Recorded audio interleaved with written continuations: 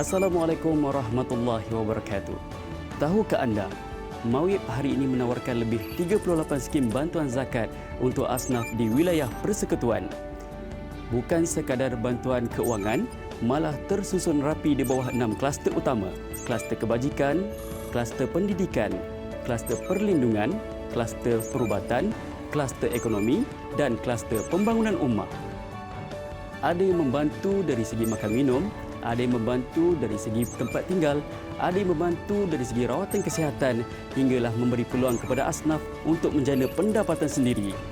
Ini semua bagi memastikan asnaf dibantu dalam pelbagai aspek kehidupan, dari sekecil-kecil bantuan hinggalah peluang untuk membina masa depan yang lebih baik.